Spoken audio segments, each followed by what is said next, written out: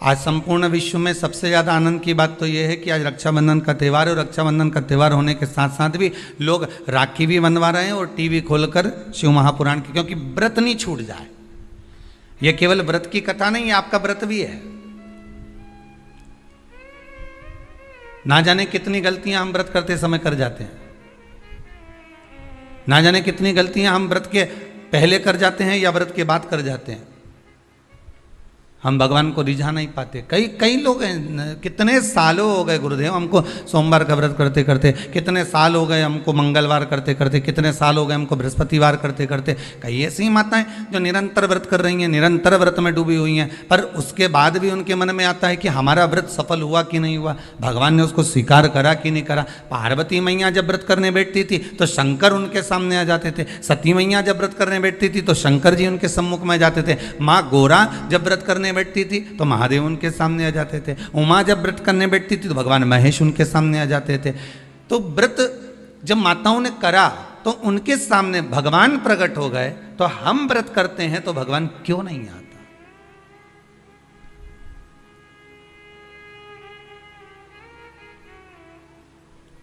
आप आए नहीं और सुबह हो गई, मेरी पूजा की थाली धरी की धरी रह गई। आखिर कारण क्या है? क्या कारण हो सकता है? हम परमात्मा को इतना रिझा रहे हैं, हम परमात्मा को इतना मना रहे हैं, हम परमात्मा से इतनी विनती कर रहे हैं, निवेदन कर रहे हैं, उसके बाद भी अगर भगवान हमको ना मिले, उसके बाद भी भगवान हमारा ना सुने, तो फिर दुख तो होता है ना कि भगवान आखिर क्यों नहीं सुन रहा।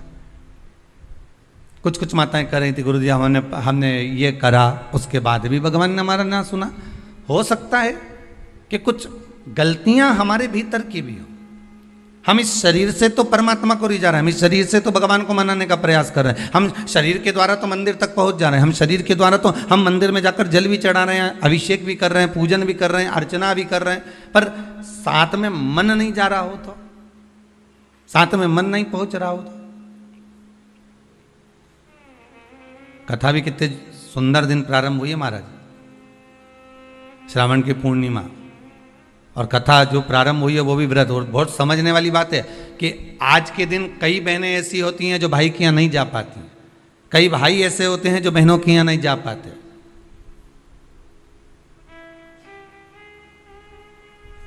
तो क्या इनका संबंध समाप्त हो जाएगा? अरे बोलो तो जम के नहीं। जितने लोग आस्था के सामने कथा सुन रहे हैं, बोलो जरा कि अगर बहन भाई के यहाँ नहीं जाएगी और भाई बहन के यहाँ नहीं जाएगा और उनका आपस में तिलक नहीं हुआ, रक्षा सूत्र नहीं बंधा उनका, तो क्या संबंध समाप्त हो जाएगा? नहीं।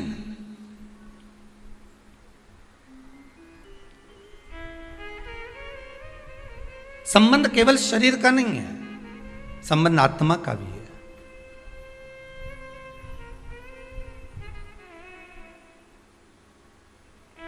एक व्यक्ति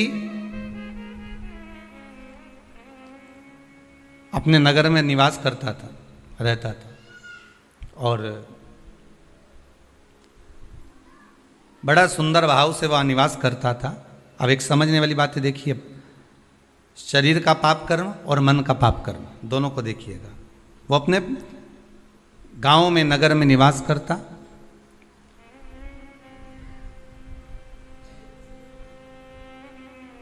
उसने जिंदगी में कभी कोई चींटी नहीं मारी, उसने अपने जीवन में कभी किसी का मन नहीं दुखाया, उसने अपनी जिंदगी में कभी किसी का धन नहीं खाया, उसने अपने जीवन काल में कभी किसी से असत्य नहीं बोला,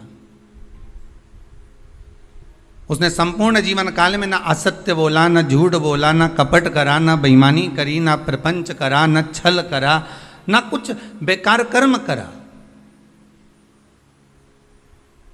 कुछ भी नहीं करा।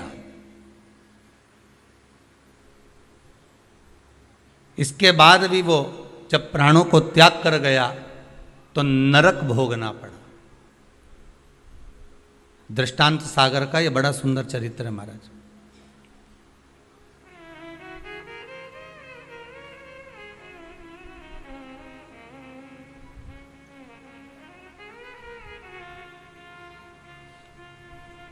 नरक भोग रहा है। ऊपर गया, चित्रगुप्त महाराज बैठे थे, इसके पाप गिना रहे थे। तो देवऋषि नारद का वहीं पर आगमन हुआ। श्रीमन नारायण, नारद जी ने तो पूछ लिया। संत के मन में अगर कोई प्रश्न आता है तो संत तुरंत पूछ लेता है कि आखिर कारण क्या है। भगवंत के मन में अर्थात भक्त के मन में भी कोई प्रश्न आता है तो वो भी पूछ लेता कारण क्या है। तो देवऋषि नारद ने पूछा कि ये कारण बताओ कि इसने ना कभी चोरी करी, ना कभी कपट करा, ना कभी बेईमानी करी, ना कभी प्रपंच करा, ना कभी किसी को धोखा दिया, ना किसी का धन खाया, ना किसी का वैभव खाया, ना कभी मुख से अपशब्द कहा। फिर आखिर बात क्या है कि इसको इतने सारे नरक क्यों भोगना पड़ रहे हैं? 94 नरकों में से कम 50 नरक में तुमने इसको डाल दिया।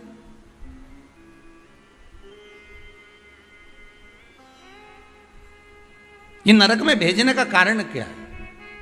भाई व्यक्ति गरुड़ पुराण के हिसाब से नरक कब भोगता है कि आपने अगर किसी के यहाँ चोरी कर लिया, आपने अगर किसी के यहाँ कपट कर लिया, किसी को मार दिया, किसी को अपशब्द कह दिया, ताने दे दिए, गालियां दे दी, और कहीं चोरी आदि कर्म कर लिया, कोई लूटपाट कर ली, किसी का धन खा गए, किसी का वैभव खा गए, किसी की सत्ता खा गए, किसी के रूप में किसी को दुख दिया, तकलीफ दी, तो आपको नरक भोगना पड़ेगा। ये गरुड़ पुराण कहती है।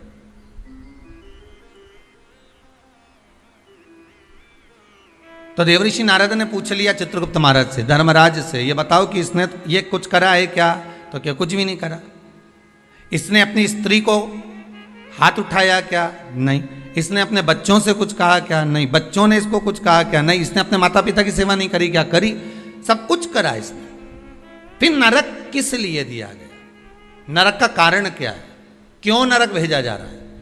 व्रत शिव महापुराण का सबसे पहला सूत्र आज आप अच्छे से समझ लेना तो आपको पूरी व्रत की महत्वता समझ में आ जाएगी कि हम व्रत करते हैं और भगवान सुनता क्यों नहीं है। बस इस सूत्र को पकड़ लीजिए। दृष्टांत सागर का ये चरित्र अगर आपके जीवन में बैठ गया तो बाकी की शिव पुराण पूरी आपको समझ में आ जाएगी कि व्रत की मूलता क्या है।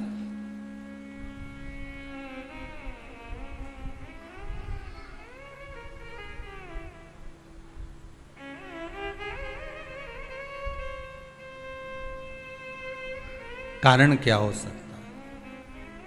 देवऋषि नारद ने पूछा तो धर्मराज बोले बस केवल एक कारण है। कौन सा? जब ये बैठता था इस शरीर के द्वारा इसने कोई बेकार काम नहीं करा। इस शरीर के द्वारा ये कोई किसी को कपट नहीं करा, किसी का धन नहीं खाया, वैभव नहीं करा खाया, किसी को अपशब्द नहीं करा। इस शरीर के द्वारा कुछ नहीं करा इसने। फिर बचा काय से था? तो कहा इस इंद्री के द्वारा, मन के द्वारा। क्या करा मन से? तो क्या मन के द्वारा ये जहां बैठता था वहां मन में सोच लेता था कि ये कितना बेकार व्यक्ति है, इसने इसके साथ तो ऐसा हो जाना चाहिए, इसके यहाँ कितना वैभव इकट्ठा हो गया, इतना धन एकत्रित हो गया होगा तो ये धन का करेगा क्या, इसके यहाँ तो ऐसा होना चाहिए कि डाका डल जाना चाहिए। इसने विचार करा। फिर विचार आया कि बताओ कितनी सुंदर स्त्री है, कितनी सुंदर नारी है, इतनी सुंदर नारी तो मेरे साथ में होना चाहिए थी।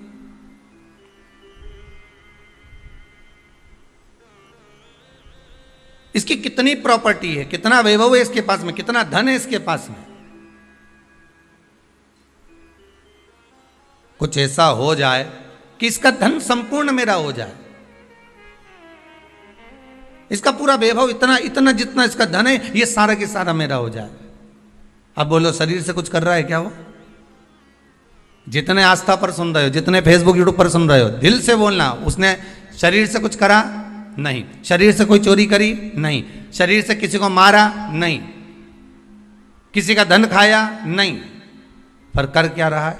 मन से उसके जो विकार उत्पन्न हो रहा है, मन से जो विचार उत्पन्न हो रहा है, मन से वो जो गलत सोच रहा है, मन से जो उसके विचार धारणा चल रही, मन चित्तवृत्ति से जो गलत विचार उसकी दृष्टि में आ रहा है, बस वो गलत उसको नरक की ओर ले जा रहा। अब तुमने व्रत तो करा, आज कई माताओं का पूर्णिमा का व्रत भी होगा, ऐसा नहीं है, जाएगी राखी बांधने तो कह भी देगी हमारी तो पूर्णिमा जी हम तो तुम्हारे भाभी भोजन नहीं करें। भाई ननंद और आती हैं तो कह भी देती है कि आज तो हमारे पूर्णिमा है, हम काहे को भोजन करें तुम्हारे यहाँ, आज हमारा पूर्णिमा का व्रत है। और कई कई तो रक्षाबंधन पे इसलिए भी नहीं आती कि जाके करेंगे क्या, राखी बांधेंगे और रोटी का बोलेंगे तो रोटी तो खा ही नहीं सकते अपन, व्रत है अपना, तो एक टाइम तो खा सको। पूर्णिमा के व्रत का तो महत्व है, एक टाइम तो भोजन कर सकते हो।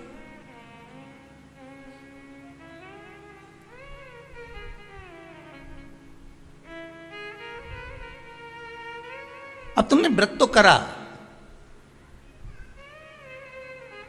खूब जोरदार व्रत करा, सुबह से लेकर शाम तक कुछ नहीं खाया,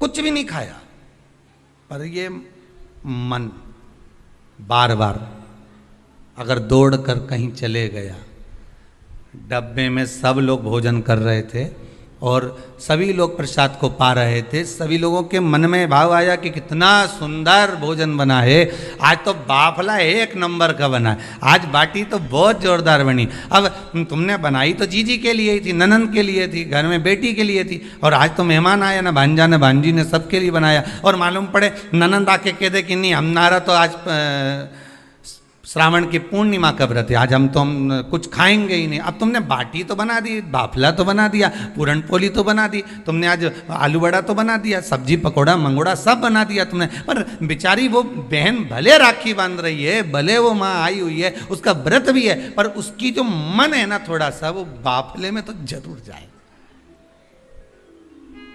वो बाटी में तो अटकेगा थोड़ा ना। अब आई और माँ भी कह रही है, बार बार मम्मी कह रही है, बार बार माता जी कह रही है, अरे बेटा ले ले एक व्रत छोड़ दे, ले ले थोड़ा, या तू एक टाइम खा लेती यहीं, तो मन में भी सोच के बैठी, हाँ विचार तो है कि एक टाइम खाना तो है, तो घर जाके खाऊं कि यहीं खाऊं, अरे यहीं खा लूंगी मना नहीं है, पर बाफला पूरा ठंडा हो जाएगा ना शाम तक तो। अब चित्तवृत्ति में तो अब वो बाफला ने, बाटी ने, मंगोड़ा ने, आलू बड़ा ने सब अटका हुआ है, वो हृदय चित्त में राखी जरूर बांध रही है, पेड़ा भी खिला रही है, सब कुछ आरती भी उतार रही है, सब कुछ करे, पर चित्त वृत्ति तो वहीं अटकी है ना। सोने का हंडा मिलेगा, सोने का मटका मिलेगा, पर एक बात याद रखना, 5 दिन तक कुछ ना तो खाना है, ना पानी पीना है, ना कुछ ध्यान रखना, बस एक जगह पर पड़। अब ऐसा हंडा पाकर भी क्या करो कि सोने का हंडा तो घर में आए और तुम ऊपर जाओ, अब ऐसा हंडा पाकर भी क्या करोगे?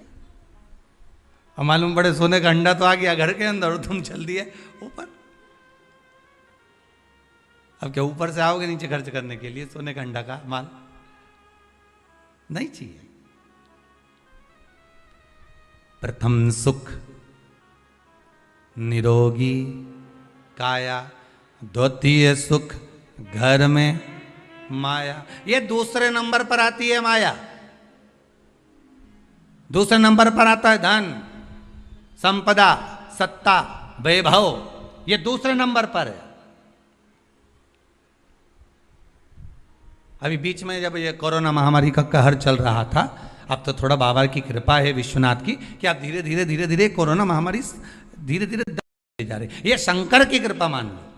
पर बीच में जब कोरोना महामारी का दूसरा जो लहर चालू हुई थी, उस लहर में आपने सुना होगा कि ना जाने वो कहाँ के विधायक थे, तो वो मालूम पड़े चले गए, फिर अखबार में देखा, टीवी में देखा कि वहाँ का मंत्री थे या विधायक थे वो चले गए, कहीं कोई चले गया। अब विचार करो जरा, एक विचार करना कि कितना रुपया चुनाव में खर्च करा होगा, कितना धन लगाया होगा, कितना अनाप शनाप पैसा लगाया होगा, और जीत हासिल हो गई, और जीत मिल भी गई, और उसके बाद ये कोरोना महामारी में चले गए। अब बताओ ईमानदारी से, तो हंडे का करोगे क्या? अब वो सोने का अंडा का कोई काम है?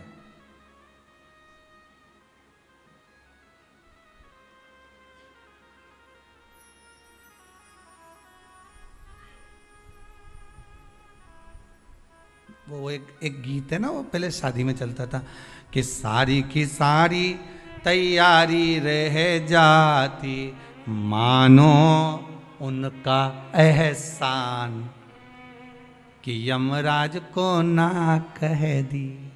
नहीं तो मालूम पड़े सब जोड़ के रखा, धन वैभव संपदा सत्ता सब आ गई तुम्हारे पास में, और मालूम पड़े इतने में वो हाँ करके भेज दे यमराज को, जा उठा ला, और सब धरा की धरा रह जा।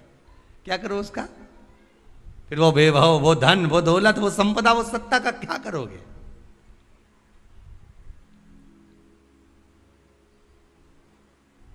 प्रथम सुख है निरोगी काया। आप अगर सुखी हो तो वो सबसे बड़ा हंडा है सोने का। स्वास्थ्य अच्छा है ना आपका, कोरोना महामारी के अंतर्गत बीमार होने के बाद भी, कोरोना महामारी आने के बाद भी, इतनी बड़ी बीमारी ने घेर लिया, हर तरह से आपको निचोड़ लिया, उसके बाद भी अगर भगवान की कृपा से, शंकर की करुणा से, कृपा से, मेरे विश्वनाथ, मेरे कुबेर भंडारी की दया से, मेरे महाकाल राजा, मेरे विश्वनाथ की कृपा से मोहल्ले तक कोरोना आ गया, गली तक पहुंच गया, सोसाइटी तक पहुंच गया, बिल्डिंग में नीचे ऊपर तक पहुंच गया, और तुम्हें भी हो गया और तुम बच गए, उसके बाद भी बच गए। ना पलंग मिल रहे थे, ना दवाई मिल रही थी, ना इंजेक्शन मिल रहे थे, ना वेंटिलेटर मिल रहा था, ना ऑक्सीजन मिल रहा था, उसके बाद भी अगर तुम बच गए हो तो ये कोई दूसरा बचाने वाला नहीं, तुमने जो भजन किया था, कृपा उस भजन की हो गई, करुणा उस भजन की हो गई, दया उस भजन की हो गई, जो आप बच गए हो, ये उसकी कृपा से बचे, ये उसकी कृपा है। वो कहते हैं ना, मनुष्य कर्म करने में तो मनमानी कर सकता है, मनमानी आप कर्म करने में कर सकते हो, मैं तो ये करके रहूंगा, जाओ क्या कर लोगे, क्या बिगाड़ लोगे मेरा?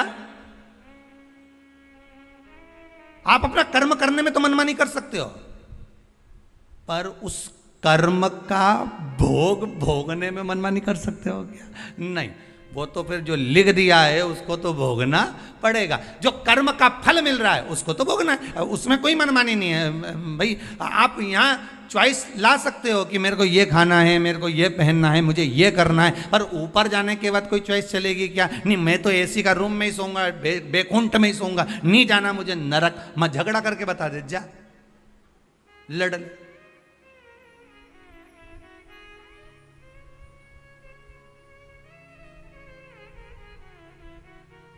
नहीं, मेरे लिए तो तुम रसगुल्ला ही लाओ, मैं तो नहीं। अब अभी तो आज बहन राखी बांधने आई होगी तो भाइयों भी कह दे, डब्बा लाई क्या मिठाई का, कौन सी लाई, बंगाली लाई कि कौन सी लाई, बता जरा, है कि मावा की लाई, कौन की दुकान से लाई, बता, उसका नाम भी बता, डब्बा पे पड़ रहा है, हाँ लिखी है, देख ली उसने। और अब फिर ये भी देख रहा है कि सोन पपड़ी लाई कि मावा की लाई, वो भी देखा, क्योंकि भाइयों भी बड़ा चतुर रहे, डब्बा देख के ही लिफाफा बनाए। सोन पपड़ी का अगर डब्बा लाई है तो 100 या 200 का, और अगर मावा की लाई है तो फिर 500 का, और अगर बंगाली लेके आई है तो 1000 का लिफाफा यूज दे दे, मतलब लिफाफा भी डब्बे से चले।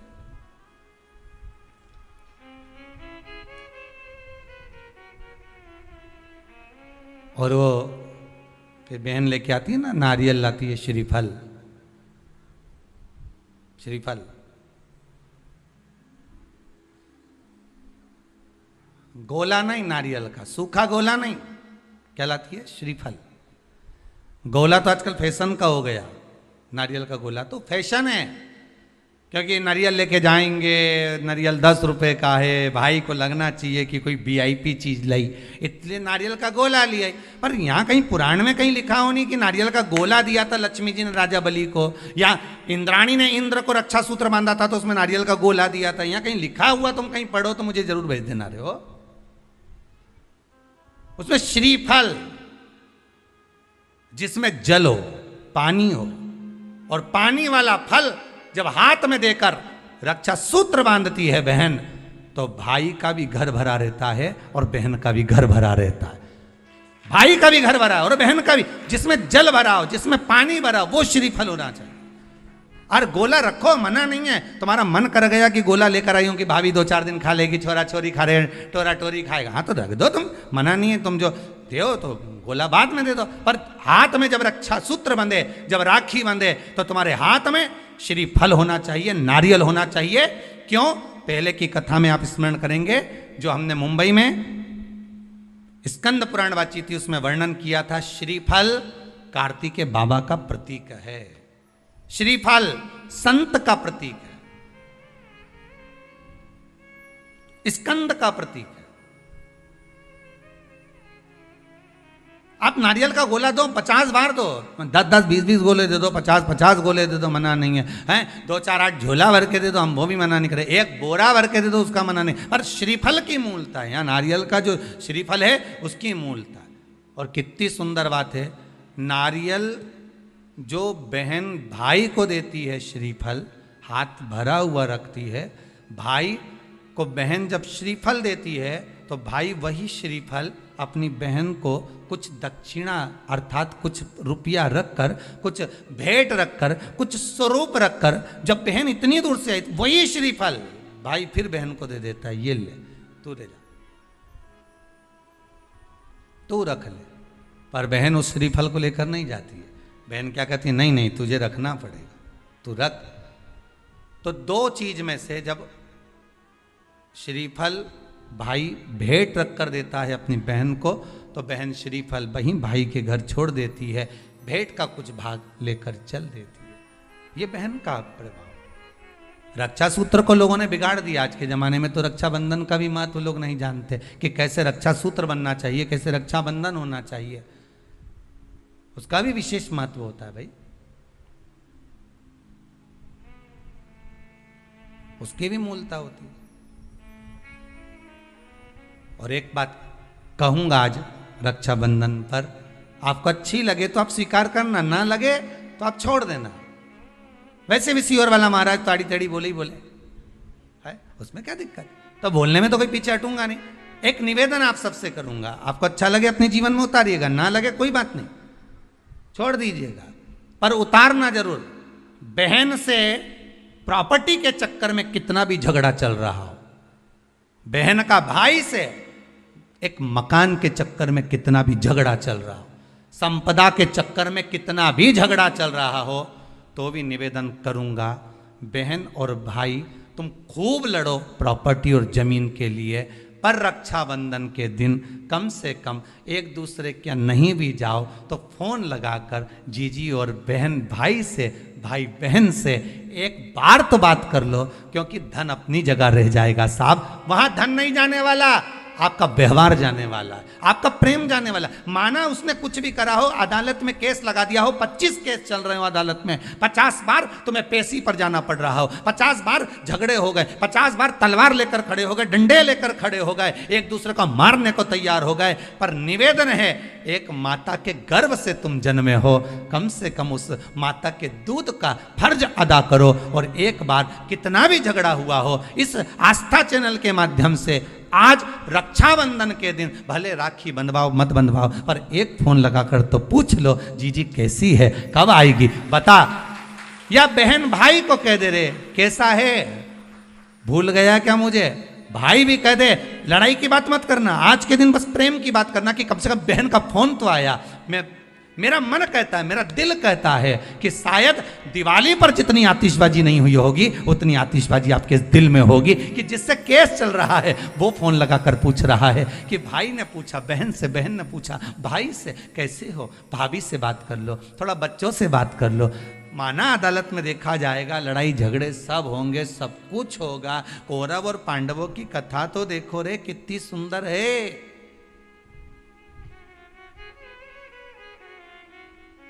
कितनी सुंदर है।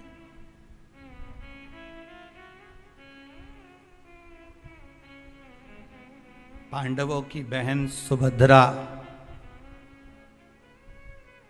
राखी बांधने कौरवों को जाती है, कौरवों की बहन राखी बांधने के लिए पांडवों को जाती है। जरा विचार करिए,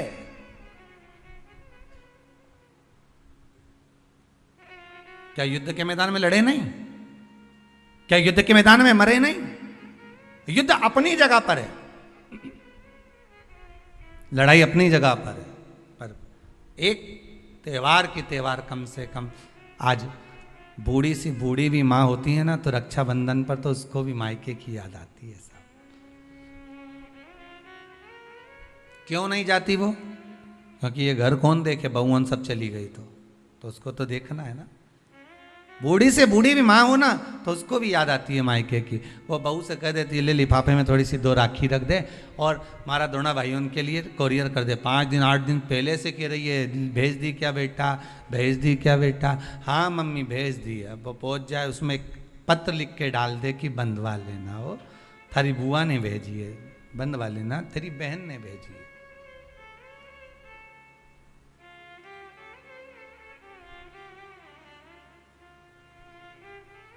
झगड़ा अपनी जगह पर चलने दो साहब, लड़ाई अपनी जगह पर चलने दो साहब, विवाद अपनी जगह पर चलने दो साहब, पर इस दिल को, इस मन को एक बार तो लेकर जाओ। मत जाओ तुम राखी बंधवाने, मत जाओ तुम राखी बांधने, पर फोन तो लगा लो। एक बार तो दिल से कह सकते हो कि कैसी हो, भले कितना झगड़ा, कितना लड़ाई, कितना विवाद क्यों ना हो। अच्छा लगे तो आप अपने पास रखना, बुरा लगे तो छोड़ देना, हो कोई बात नहीं। और दोनों के मन में ये बात भी नहीं आना चाहिए जब फोन लगाएं तो कि समझौते के लिए लगाया होगा या धन के लिए लगाया होगा। ये भी मन में भाव मत लेकर आना, वो तो इसलिए लगाया है कि सीवर वाला महाराज बोला है। और तो शंकर जी आज्ञा कर रहे हैं। शंकर शिव पुराण से व्रत शिव महापुराण की कथा आज श्रावण के इस पूर्णिमा के दिन रक्षाबंधन पर जो प्रारंभ हुई है, हो सकता है ना जाने कितने भाई बहन इस कथा के माध्यम से वापिस जुड़ जाएं, उसकी प्रसन्नता रहेगी साहब। आप कर लो एक बार,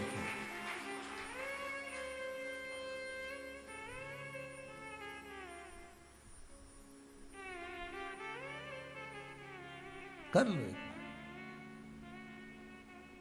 और टालना मत ही, तुम तो अभी कथा चलते चलते में कर लो रे, कई दिक्कत नहीं, कथा अपनी चलती रहेगी। तुम तो एक बार फोन लगा के बोल दो जीजी कैसी है बस, और जीजी बोलते भाई कैसा।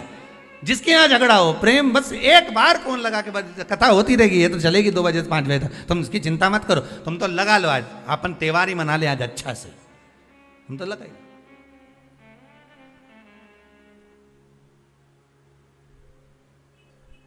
और फिर सूचना जरूर देना हो हमको, व्हाट्सएप पे जरा भेज देना, समिति के व्हाट्सएप पे, कि हमारा इतने साल का झगड़ा था, बाबा ने कृपा कर फोन पे बात कराई। इतनी प्रसन्नता हुई ना, तो बड़ा ये भी हमें सुनने को मिलेगा ना, तो बड़ी आनंद होगा इस चीज का। आप प्रसन्न रहो, आप आनंद। शंकर की, भगवान शिव की बहन छिप्रिया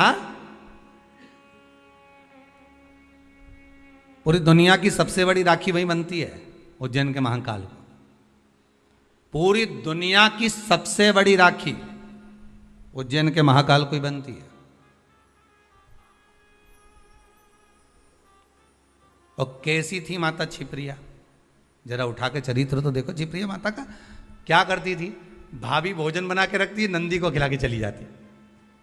पार्वती जी भोजन बनाती और ननंद आती और बना हुआ भोजन उठाए सारा, जैसे ही भाभी गई बाहर बर्तन मांजने, और छिप्रिया ने उठाया भोजन नंदी को खिला दिया, ले नंदी जल्दी से। और नंदी नहीं दिखे तो भृंगी तू खा ले, श्रृंगी तू खा ले। अच्छा चतुर भी इतने थे ये नंदी भृंगी श्रृंगी कि खाने के बाद डब्बा कम मांझ के रख देते तो पता ही नहीं चलता था भोजन करके।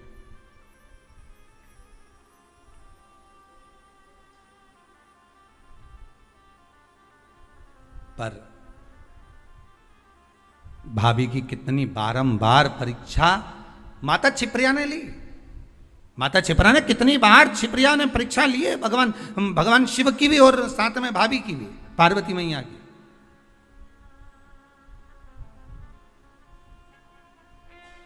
कितनी परीक्षा। और उसके बाद जब दूषण नाम के राक्षस के साथ युद्ध हुआ भगवान शंकर का, और शिव जी ने कह दिया कि दूषण नाम के राक्षस का संहार करना है, पर इसके रक्त से जो दूषण और उत्पन्न हो जाएंगे, इनको मारने के लिए, इसके रक्त को धोने के लिए मेरी बहन छिप्रिया को बुलाइए। तो छिप्रिया को क्यों, आखिर छिप्रिया को किस लिए बुलाया जाए? अगर रक्त को धोना है तो गंगा को बुला लो, नर्मदा जी को बुला लो, सरयू जी को बुला लो, मंदाकिनी को बुला लो, जमुना को बुला लो, सरस्वती को बुला लो, ये छिप्रिया को क्यों? शंकर जी कहते हैं सारी नदियों ने तप करा, सारी नदियों ने तप करा और भगवान से वर मांगा। यमुना जी ने वर मांगा कि ठाकुर इस भूमंडल पर रहूं, आपके चरणारविंद की रज मिलती रहे। गंगा ने वर मांगा, मेरा नाम आपके नाम के साथ जुड़ा रहे। मंदाकिनी ने वर मांगा, मुझे राघव के चरण मिले। सरयू जी ने वर मांगा, मुझे राम जी के चरणारविंद मिले।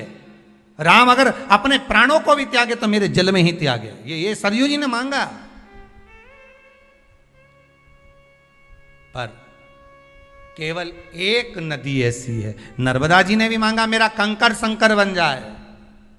केवल एक नदी ऐसी है जिस नदी ने 33 कोटि देवताओं से कुछ नहीं मांगा, और वो नदी नहीं, शंकर जी की बहन। शंकर जी क्या मांगते तुमसे? भोलेनाथ जी ने कभी तुमसे कुछ मांगा कि मेरे यहाँ 1 किलो मिठाई का डब्बा लेके आओ रे?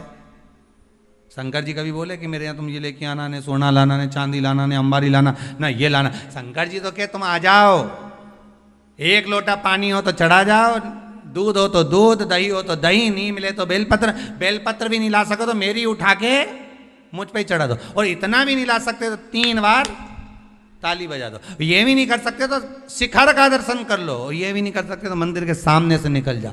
बस इतना तो कर सकते हो, नहीं गाड़ी ली ने भुड़ भुड़ करे, देखता वो निकल जाए, बस उतने में समझ जाए बहुत है। अरे जिससे स्नेह होता है ना, जिससे प्रेम होता है, मेरे शंकर को अगर आप स्नेह करते हो, प्रेम करते हो, शिव के प्रति समर्पित हो, शंकर के प्रति आपका वात्सल्य, आपकी करुणता, आपका आनंद शिव से अगर जुड़ा हुआ है, तो मात्र गाड़ी लेकर भी निकल गए तो वो देख लेगा कि गया है अभी यहाँ से हो, और तुमने देख लिया बैठा है महादेव के अंदर, उतना ही बहुत है।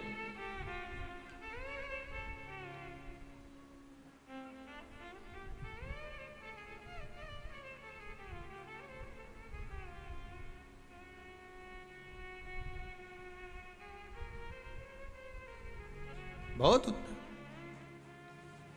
उसमें ही मिल जाएगा। एक वो कथा कहती है ना कि नियम अगर धारण करा है तो कुछ ना कुछ तो मिला है।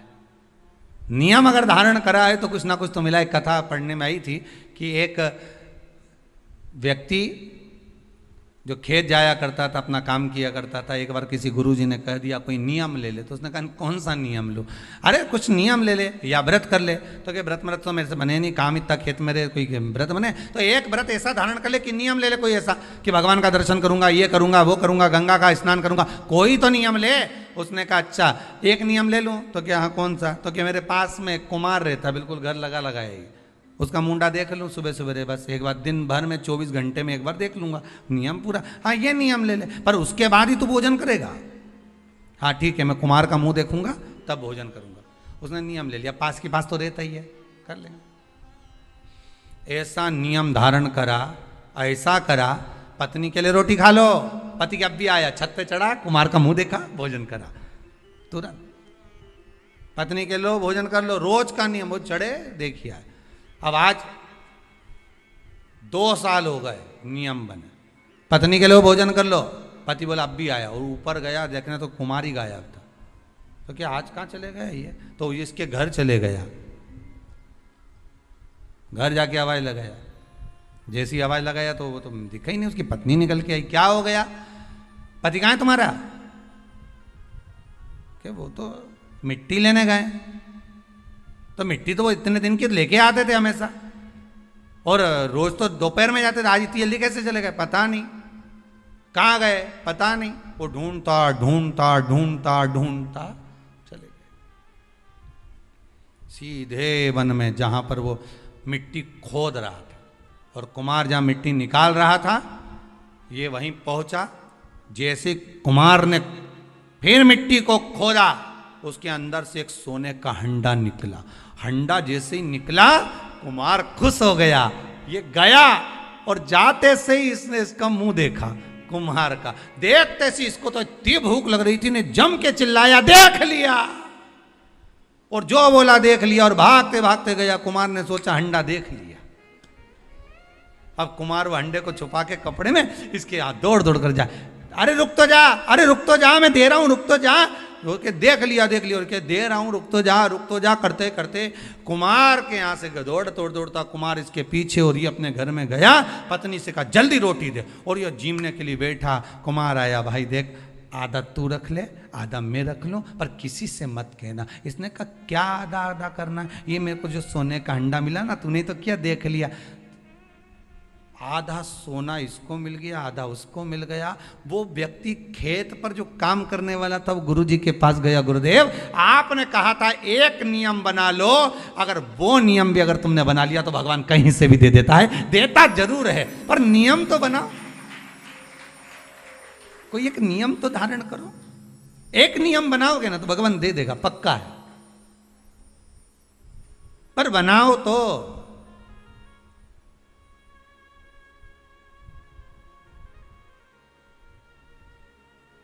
इस कहानी को एक बार चंडीगढ़ में बोला था, तो वहां पर एक माता जी उठ के बोली अगर हम झगड़े का नियम बना ले तो हमने कहा ये बनाने की जरूरत का है झगड़े का नियम, ये तो बना बनाया है रोज का ही, प्रतिदिन का ही, अब इसको बना के क्या करोगे, है इसको बनाओगे भी तो क्या करोगे। नियम बना लिया है, व्रत वास। आखिर जी छिप्रिया ने शंकर भगवान की बहन छिप्रिया, आखिर इसकी इतनी बलता कैसे आ गई, इतनी प्रबलता कैसे आ गई। लोग गंगा महारानी को ज्यादा पूछें, यमुना जी को पूछें, नर्मदा को पूछें, सरयू जी को पूछें, मंदाकिनी को पूछें, पर छिप्रा की महत्वता इतनी कैसे आ गई। तो कहा ये कोई साधारण नहीं है। गंगा का जल उलाते तब ये दूषण नाम के राक्षस का जो रक्त है उसको धोते, या यमुना जी को सरयू जी को बुलाकर धुलवाते, पर मेरी बहन छिप्रिया आएगी जल के वेग में आएगी, उसको ही क्यों। तो कहा उसने आज तक कुछ नहीं मांगा, कुछ भी नहीं। कितना सुंदर संवाद है। आज रक्षाबंधन पर छिप्रिया का चरित्र बहुत ध्यान से सुनना। उज्जैनी जाओ ना तो महाकाल की नगरी में तो छिप्रा का दर्शन कर कर आया करो। उज्जैन महाकाल की नगरी में जब जाओ तो माता छिप्रा का दर्शन करो कि ऐसी बहन नहीं मिलेगी जिसने अपने भाई से कभी कुछ नहीं मांगा, और उल्टा अपने भाई के लिए जब देख लिया कि दूषण नाम के राक्षस ने 84 रूप रख लिए हैं तो क्या करूं मैं, करूं क्या। शंकर भगवान के सामने खड़ी हुई छिप्रिया कहती है मुझे आने में देरी हो गई भैया, तो चिंता मत कर, मैं तुझे 84 टुकड़े में काट देती हूं। अपना जल का रूप रखा, 84 टुकड़े में माता छिप्रिया ने अपने भाई भगवान शिव को बांट दिया। शंकर जी 84 महादेव हो गए। पूरी दुनिया में केवल एक उज्जैनी ऐसी है जहां पर 84 महादेव हैं। पूरी दुनिया में केवल एक भूमि उज्जैनी नगरी, महाकाल की नगरी ऐसी है जहां पर 84 महादेव विराजमान है, और वो भी माता छिप्रा की देन। छिप्रिया मैं तेरे को 84 रूप दे देती हूं भैया, 84 रूप देती हूं तेरे को, तो चिंता मत कर, जा और जाकर दूषण नाम के राक्षस का संहार करो। प्रभु भगवान शिव ने 84 रूप रखे और दूषण नाम के राक्षस का संहार करा। ये बहन होती है जो भाई से कुछ मांगती नहीं है।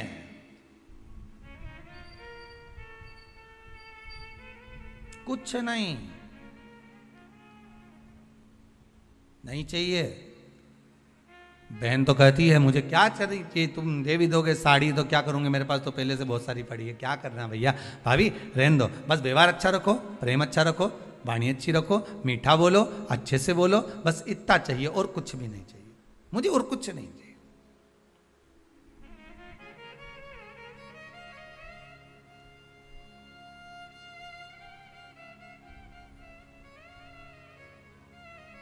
बहुत निवेदन है, बहुत निवेदन। रक्षाबंधन के आज के इस भाव को पहचानिएगा जरूर। लेन देन से कुछ नहीं होता, लेना और देना तो अपनी जगह पर होता है, लेन देन से कोई मतलब नहीं, मतलब है केवल प्रेम से, केवल इसमें।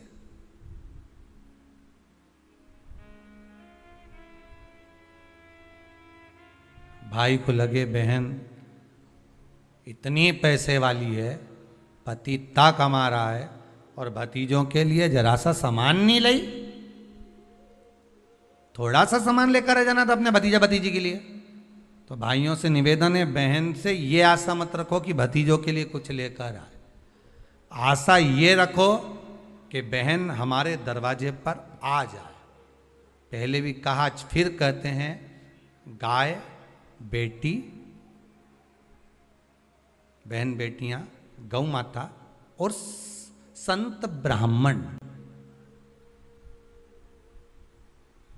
संत ब्राह्मण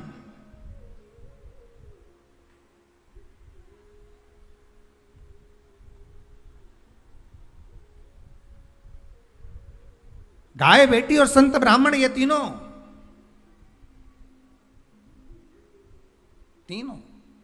ये तीनों का बड़ा बड़ा महत्व। और ये तीनों राखी से जुड़े हुए हैं, तीनों रक्षाबंधन से जुड़े हुए महाराज जी। आज के दिन बहन तो भाई को राखी बांधती है, अपनी जगह पर है, पर आपने कथा में सुना होगा इंद्राणी ने भी इंद्र को रक्षा सूत्र बांधा था गुरुदेव के कहने पर कि ये रक्षा सूत्र बांध कर भेजिए इंद्र को। तो इंद्राणी कहती है मैं धर्म पत्नी हूं उनकी। तो क्या हुआ, आप रक्षा सूत्र बांधिए। अगर धर्म पत्नी रक्षा सूत्र नहीं बांध सकती तो यहां शास्त्र कहता है इंद्राणी ने इंद्र को युद्ध में विजय होने के लिए दिया था, रक्षा सूत्र बांधा था। स्वयं गुरु खड़े हुए। शास्त्र कहता है आज के दिन अगर बहन बेटी आए ना आए, या रक्षा सूत्र आपके हाथ में बंधा हो ना बंधा हो, या आपकी दुकान में, व्यापार में, गल्लक में, कांटे में, तोल कांटे में आदि आदि जगह पर रक्षा सूत्र ना बंधा हो, तो किसी ब्राह्मण को फोन लगाकर बोलिए, ब्राह्मण को बुलाइए और ब्राह्मण से कहिए कि आकर हमारी दुकान में आप रक्षा सूत्र बांध दीजिए। गाय, ब्राह्मण, साधु, संत और बहन बेटी, ये तीन काल का हरण करती है, इसलिए इन तीनों की महत्वता। जब ये राखी जो बनती है ना, ये रक्षा सूत्र जो तुमने बांधा है, ये मोली जो बांधते हैं, कलेवा जो बांधते हैं, ये रक्षा सूत्र बहुत दिन तक जब बंधा रहता है, बंधा रहता है, बंधा रहता है, पूरा समय 8 महीने, 9 महीने, 6 महीने, 4 महीने, 3 महीने, जितना भी आप लोग बांध कर रखते हैं, जितना भी 8 दिन, 15 दिन, 20 दिन, जब तक आप बांध कर रखते हैं, उसके बाद में इसको खोलने के बाद कहाँ डाला जाता है?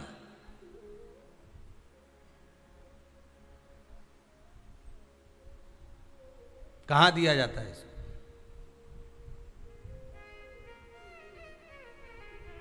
वो रक्षा सूत्र को कहां डाला जाता है? तो कहते हैं जिस स्थान पर गाय को बांधा जाता है, जिस स्थान पर गाय को बांधा जाता है, उस स्थान पर इस रक्षा सूत्र को ले जाकर एक और किसी भी खूंटे से गाय के, या गाय का जो ग्वाड़ा होता है, गाय जहाँ बंधती है उस स्थान पर कोई कील लगी हो, कोई खूंटा लगा हो, उससे इस रक्षा सूत्र को खोलकर बाद में बांध दिया जाता, वहां रख दिया जाता। क्यों, किस लिए रखते हैं, क्यों जोड़ा गया इसको?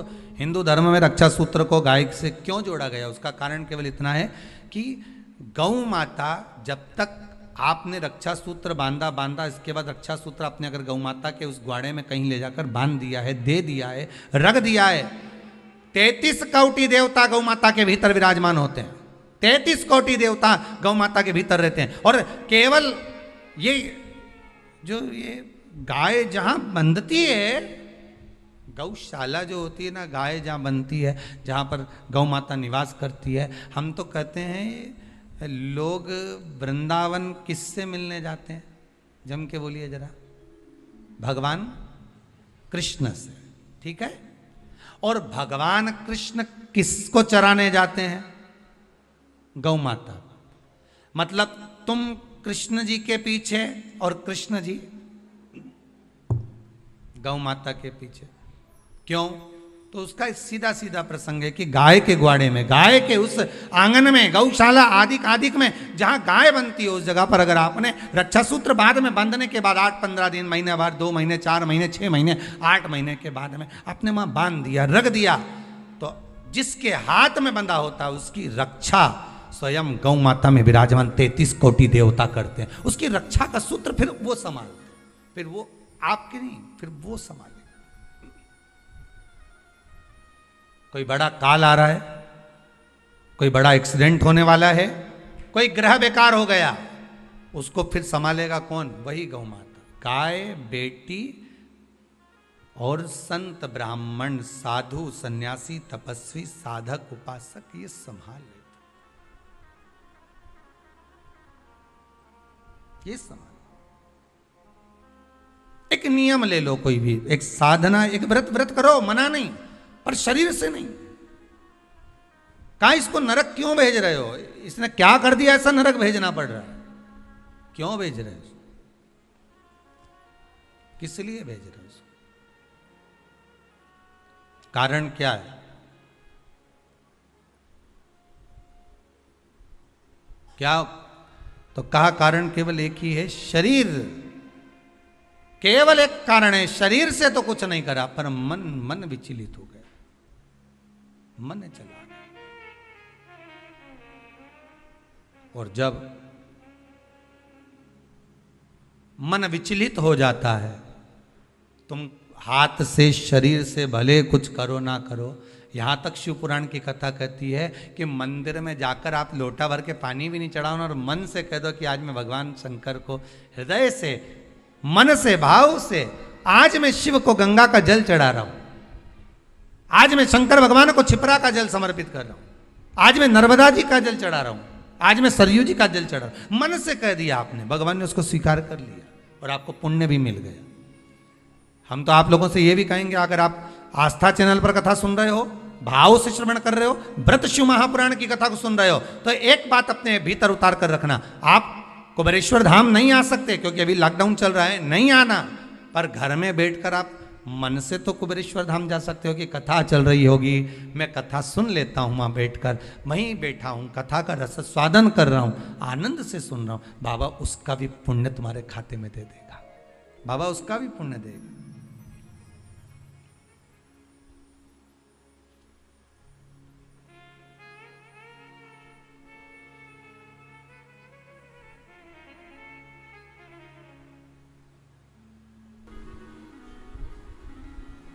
जब मनुष्य का मनुष्य से विश्वास कम होता है, तब दरवाजे लगते हैं, तब दरवाजे लगाए जाते हैं।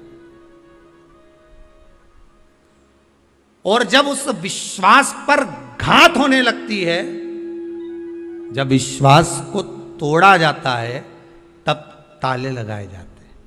देखते जाओ क्या क्या बदला है। विश्वास मनुष्य का मनुष्य से कम हुआ तो दरवाजे लगे, और विश्वास पर घात हुआ तो ताले लगे। ठीक है, विश्वास का जब घात हुआ तब ताले लगे, और जब विश्वास पूरा ही मर गया तब सीसीटीवी कैमरे लगे, तब लगाए गए चौकीदारी के लिए, देखने के लिए। जब दिख गया कि ये व्यक्ति ऐसा है, ये ऐसा कर रहा है, ये झूठ बोल रहा है, ये कपट कर रहा है, ये बेईमानी कर रहा है, ये प्रपंच कर रहा है, तब उसके ऊपर कैमरा लगा दिया गया, तब उसके लिए कुछ छोड़ दिया गया, तब उसके लिए कहा गया कि अब इस पर ध्यान रखना जरूरी है, इस पर कैमरा लगाना जरूरी है। क्यों? इसका ध्यान रखो, इस पे कैमरा लगाओ, इसका एक व्यक्ति छोड़ दिया जाता है, ये इसके पीछे घूमता रहे, इसका देखता रहे। क्यों? क्योंकि इसने विश्वास को कुचल दिया है, इसने विश्वास को समाप्त कर दिया है।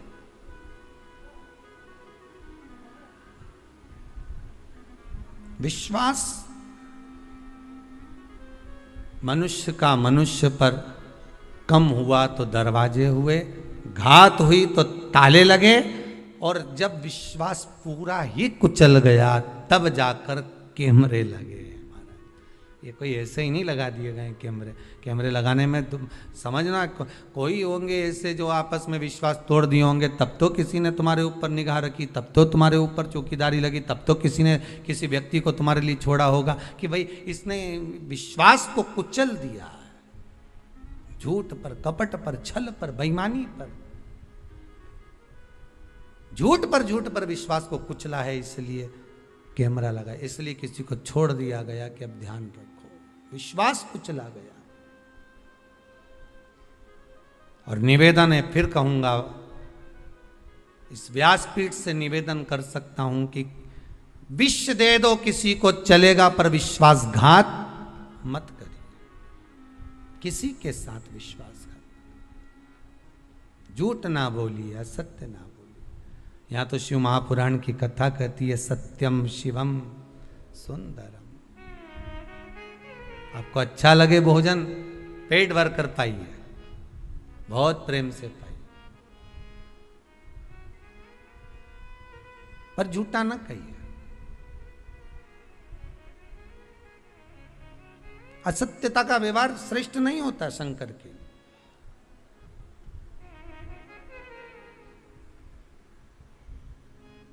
शिव पुराण कह रही है, शंकर की कथा कह रही है।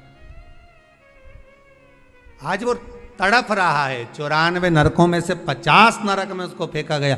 नारद जी बोले इसने कोई बेकार कर्म, मन बेकार हो गया था इसका।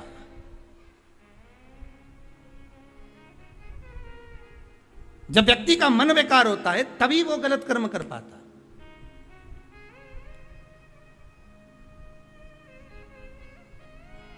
क्यों करा जाता है पूर्णिमा का व्रत? पूर्णिमा का व्रत करने का कारण क्या है बताइए? आप इतने सालों से कर रही हो, कई माताएं कर रही होंगी पूर्णिमा का व्रत। एक समय फलाहार करती हैं, एक समय भोजन करती हैं। भोजन में खीर का होना जरूरी होता है पूर्णिमा के व्रत में। दूध की सामग्री होना जरूरी होती है पूर्णिमा के व्रत में। 12 महीने की पूर्णिमा करो, मना नहीं है। और पूर्णिमा उठाने का भी समय होता है चैत्री। चैत्र के महीने की जो पूर्णिमा होती है, चैत्री पूर्णिमा पहली पूर्णिमा मानी जाती है, इसलिए चैत्री पूर्णिमा को सिद्ध पूर्णिमा कहते हैं, कार्य सिद्धात्री पूर्णिमा कहते हैं। सिद्ध करने वाले मनोरथी पूर्णिमा कहते हैं।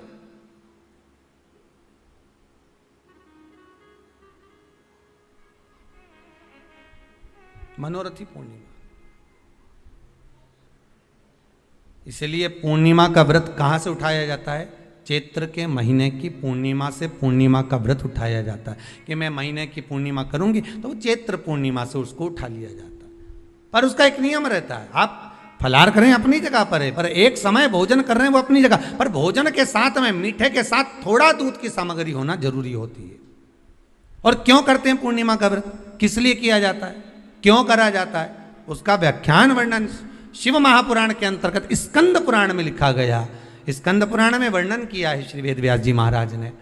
कहा यह पूर्णिमा का व्रत इसलिए किया जाता है कि व्यक्ति का जब मन गलत भ्रम में जाने लगता है, मन जब गलत जगह पर जाने लगता है, तो ये मन को गलत जगह पर ले जाने वाला कौन होता है? तो कहा यह चंद्र होता है। व्यक्ति की राशि के अंतर्गत, व्यक्ति की पत्रिका के अंतर्गत, व्यक्ति की ग्रह दशा के अंतर्गत जब चंद्र बेकार चलता है तो व्यक्ति अच्छा करते करते भी बेकार करने लग जाता है। चंद्र डोल रहा है। कई माताएं कहती हैं गुरुजी हमारे बेटे को आशीर्वाद दीजिए, बहुत गलत संगत में जा रहा है। मतलब समझ जाना कि चंद्र गड़बड़ जा रहा है। बेटी अगर गलत मार्ग पर जा रही है, बेटी अगर गलत संगत में जा रही है, किसी अन्य व्यक्ति की ओर आकर्षित हो, चंद्र गड़बड़ हो रहा है, उसका चंद्र कहीं जा रहा है। कोई पुरुष, कोई लड़का कोई गलत मार्ग पर जा रहा है, चंद्र गड़बड़ हो रहा है। घर में जो क्लेश उत्पन्न होता है, घर में जो विवाद उत्पन्न होता है, उस विवाद को रोकने के लिए केवल चंद्र की ही, इसलिए तो पूर्णिमा घर की नारियां हमारे यहाँ हिंदू धर्म में यहाँ तक स्कंद पुराण में कह दिया कि प्रत्येक पूर्णिमा, आप लोग का कभी आप लोगों ने सत्यनारायण जी की कथा करवाई है? जितने लोग आस्था चैनल पर कथा सुन रहे हैं, जितने लोग फेसबुक यूट्यूब पर कथा सुन रहे हैं, यूट्यूब पर कथा का श्रवण कर रहे हैं, उनने कभी सत्यनारायण की कथा करवाई होगी। तो उसमें लिखा है हर कार्तिक, हर पूर्णिमा को, हर संक्रांति को ब्राह्मण सत्यनारायण भगवान की कथा या राजा या वैश्य कथा को कराता था, या बढ़िया कथा कराता। सुनी कि नहीं सुनी ये बात? सत्यनारायण भगवान की कथा में लिखा है, स्कंद पुराण के अंतर्गत जो सत्यनारायण भगवान की कथा का स्मरण किया उसमें लिखा है प्रत्येक संक्रांति पूर्णिमा को सत्यनारायण की कथा करवाने लगा और ये योनि को प्राप्त हुआ। इस योनि से छूटा, इस योनि में गया। लिखा है, सब कुछ लिखा है। अब उत्ते से समझ जाओ कि पूर्णिमा को सत्यनारायण की कथा करने का बोला है। तो पूर्णिमा को सत्यनारायण की कथा का क्यों बोला? वैसे तो रोज कराओ सत्यनारायण जी की कथा, प्रतिदिन कराओ, मना नहीं है। आप क्या कोई विशेष फंक्शन है आप सत्यनारायण जी की कथा करवा, पर पूर्णिमा संक्रांति को और संक्रांति को पूर्णिमा को सत्यनारायण की कथा का स्मरण क्यों करवाया गया? क्योंकि पूर्णिमा के दिन अगर ये भगवान का व्रत रख लेगी, पूर्णिमा के दिन अगर ये खीर का प्रसाद बना लेगी, थोड़ा सा दूध की कोई सामग्री बना लेगी और भगवान को भोग लगा देगी, भले सत्यनारायण भगवान के भाव से बनाए, भले सत्यनारायण जी के निमित्तार्थ बना, पर अगर इसने सत्यनारायण भगवान के निमित्त से बना, पर पूर्णिमा के दिन अगर ये व्रत रखेगी, उपास रखेगी या कोई सामग्री बनाकर भगवान की पूजन कर लेगी, तो इसके घर में जो अशांति है वो शांति में बदल जाएगी। इसलिए कई घरों में आज भी सत्यनारायण भगवान की पूजन हर पूर्णिमा को करती है। माता किताब लेके बैठ जाती है, तुरंत तुरंत उन्हें ऑफिस जाना, कहीं काम पे जाना, और तुरंत तुरंत उसने तुरंत जल्दी जल्दी कलश रखा, कलश नहीं भी रखे तो भगवान की पूजन कर कुरा के ब्राह्मण देवता को बुला लेगी, ब्राह्मण नहीं आएंगे तो खुद कर लेगी, पर करती जरूर है। इतना सा आटा सेक लेगी, पंजेरी बनाई, सीरा बनाई, मिठाई रख दो, कुछ भी करेगी पर सत्यनारायण की कथा कर ले। उसका मन लग गया उसमें, मतलब पूर्णिमा को करना है। उसको करने से क्या होता है? शांति रहती है, शीतलता रहती है। जिसके घर में हर महीने की पूर्णिमा को खीर बनती हो, ध्यान दीजिएगा, बहुत सुंदर संवाद चल रहा है, बहुत ध्यान देने वाली बात है। प्रत्येक महीने की पूर्णिमा को जिसके घर में दूध की सामग्री बनती हो, दूध की सामग्री तैयार होती हो, खीर प्रसाद तैयार होता हो, उसके घर में कभी क्लेश नहीं हो सकता। चाहे सास बहू एक दूसरे के सामने वो कहे ना, वो सांप और नेवले की लड़ाई क्यों ना, फिर भी शांति हो जाती है। पर प्रत्येक महीने की पूर्णिमा होना चाहिए। ये नहीं कि तुमने एक महीने की पूर्णिमा पे बना लिया और दूसरे महीने की पूर्णिमा को गायब कर दिया। फिर किसी ने कह दिया आज चूरमा तो बन रहा है, दाल बाटी तो बन रही है चूरमे के साथ में, लड्डू बन रहे हैं, तो काय को खीर बना रही हो? तो तुमने अब वो खीर प्रसाद। जैसे प्रदोष व्रत का जो उद्यापन होता है, प्रदोष के व्रत का जो उद्यापन होता है, उसमें सबसे मूल क्या है प्रदोष व्रत के उद्यापन में? कि दो चीजें मूल हैं प्रदोष व्रत के उद्यापन में, कि आप प्रदोष का व्रत करो तो या तो 11 करो प्रदोष तब उद्यापन करो, या 26 प्रदोष करो तब उद्यापन करो, या उससे ज्यादा कर लिए तब उद्यापन। तुम्हारा मन हो जब उद्यापन करो। पर उद्यापन की मूलता में दो चीज है कि प्रदोष के दिन के एक दिन पहले गणेश जी की पूजन हो जाना चाहिए। उद्यापन की जो पूजन होती है वो पहले गणेश जी की पूजन एक दिन पहले हो प्रदोष के, और प्रदोष वाले दिन फिर हवन यज्ञ पूजन करा। और हवन में क्या चीज जरूरी है? खीर बनाकर 108 बार शंकर जी की नाम की पार्वती के साथ की आहुति देना जरूरी है। खीर की महत्वता है।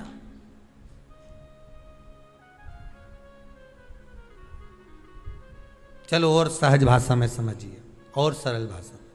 जिस समय पर भगवान औघड़दानी मेरा त्रिकालदर्शी मेरा कैलाशी शंभू का आवाहन चंद्रदेव ने करा, कब?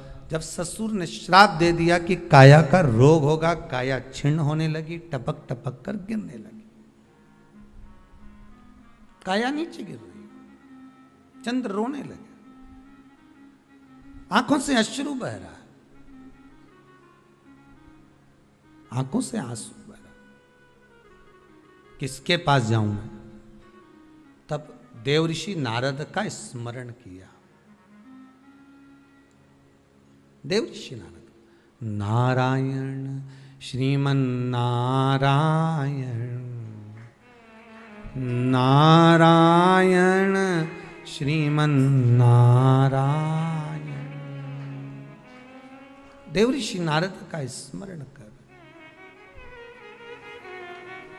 नारायण श्रीमन नारायण, नारायण श्रीमन नारायण, नारायण श्रीमन नारायण, नारायण श्रीमन नारायण। भाव से गाइए, प्रेम से, आनंद से।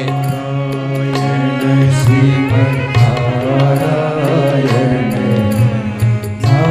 नारायण श्रीमन्नारायण। ओ नारायण श्रीमन्नारायण। ओ नारायण श्रीमन्नारायण।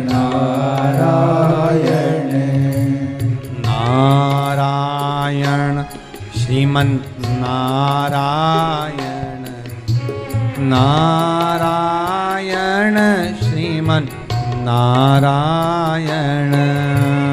नारायण श्रीमन्नारायण। आओ नारायण श्रीमन्नारायण।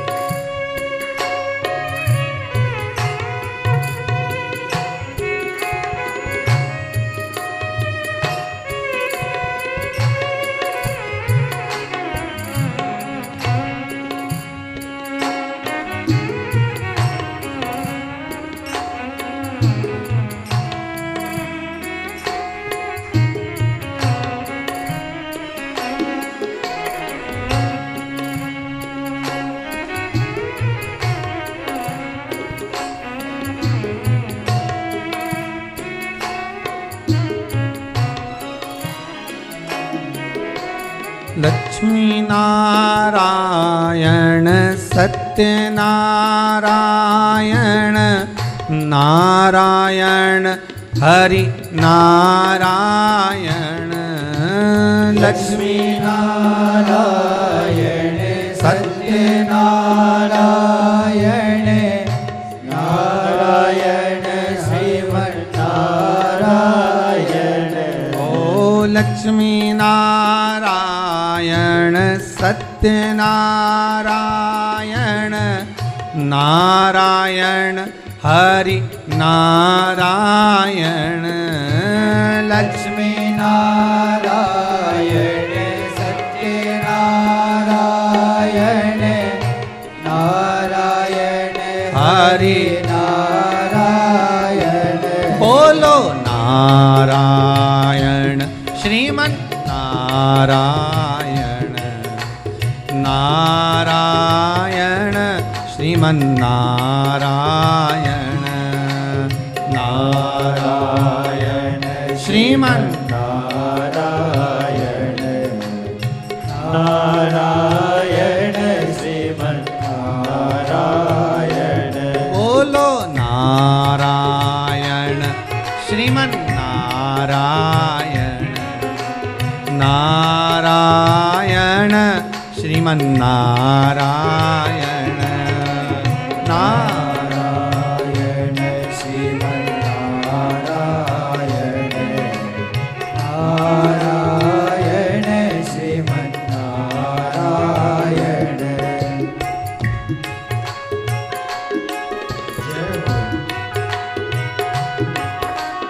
हर बोल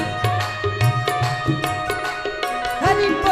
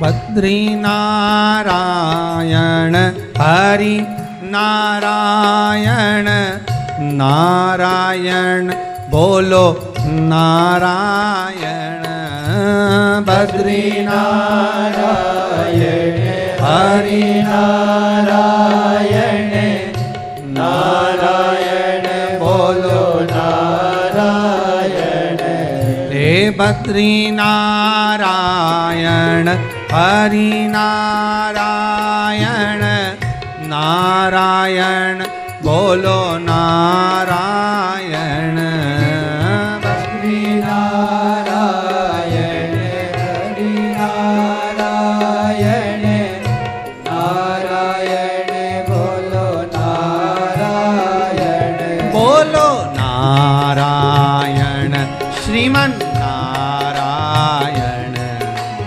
नारायण हरि नारायण नारायण श्रीमन नारायण नारायण हरि नारायण ओ नारायण हरि नारायण नारायण हरि नारायण देवर्षि नारद को याद किया चंद्रदेव ने कि मेरी काया क्षीण हो गई। नारद जी आए, आकर उपदेश दिया देवऋषि नारद ने, क्यों ना आप शिव की आराधना कर लो।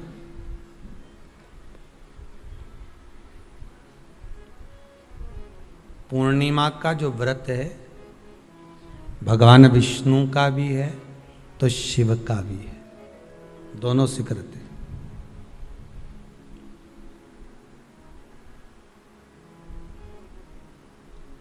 दोनों स्वीकृत है। जिसका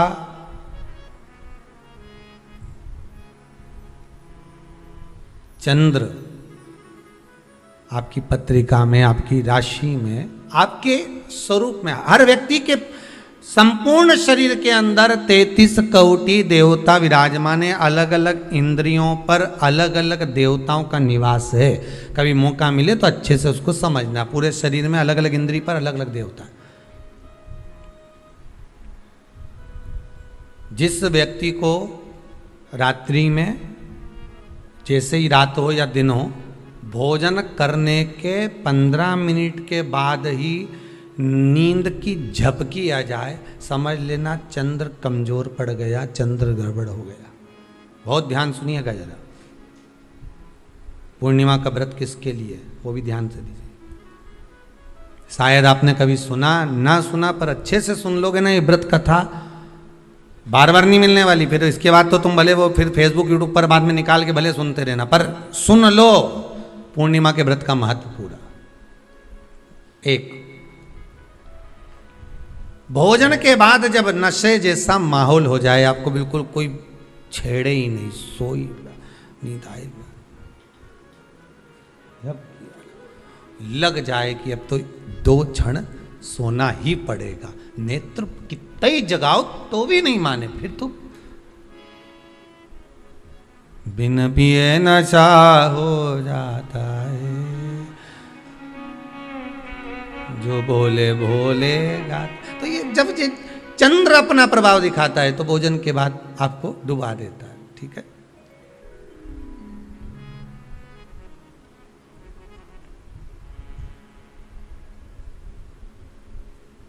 एक बहुत सरल भाषा में कहेंगे, आपको थोड़ा समझना पड़ेगा कि कहीं कहीं आपने सुना होगा कि 14 और पूर्णिमा पे कहीं गया होगा इसलिए ऐसा हो गया। बोले सुना है कि नहीं सुना? 14 पूर्णिमा पे कहीं गया होगा या 14 पूर्णिमा पे कहीं गई होगी तो ऐसा हो गया। क्यों कहते हैं, उसका कारण क्या है?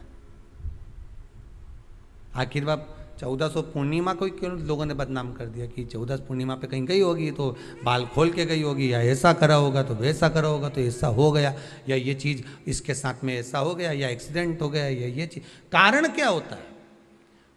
क्यों पूर्णिमा और अमावस्या के समय पर ही ज्यादा एक्सीडेंट के योग बनते हैं? क्यों पूर्णिमा अमावस्या के अंतर्गत ही ज्यादा कष्ट के योग बनते हैं? बीमारी को पनपने के कारण क्या होता है? उसका क्रम क्या है? कारण क्या है? उसका एक कारण है आपके चंद्र की महत्वता घट जाना। जब चंद्र की महत्वता घटती है तब जाकर शरीर में कहीं ना कहीं रोग की मात्रा बढ़ जाती।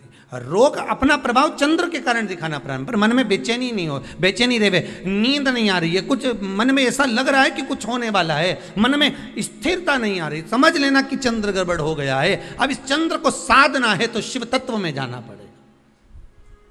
फिर कुछ मत करिए, पूर्णिमा का व्रत चालू कर दीजिए। क्या करना है? केवल पूर्णिमा का व्रत चालू कर दो। और कितना प्रभाव है पूर्णिमा के व्रत का?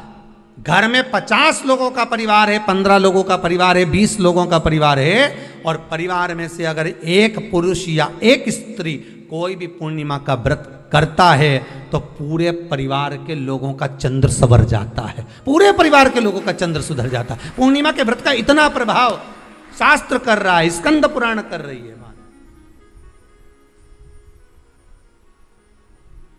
पर व्रत कब से लेना है? पूर्णिमा का, चैत्र की पूर्णिमा से, ठीक है?